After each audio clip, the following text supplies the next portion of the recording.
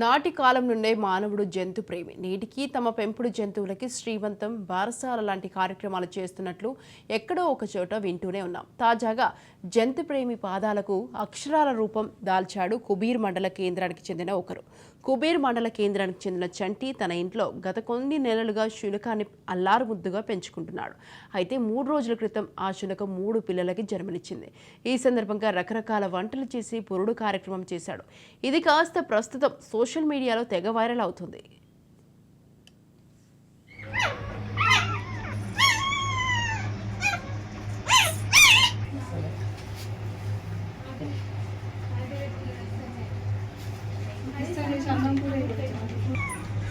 అబ్బో నిన్ను హల్చల్ చేద్దాం అనుకోండి క్యాన్సర్ ఫోన్ మీద ఫోన్ చేయాలి రాత్రి అట్లే రమ్మని ఇప్పుడు ఇంటికి వచ్చి ఫోటోలు తీసుకుని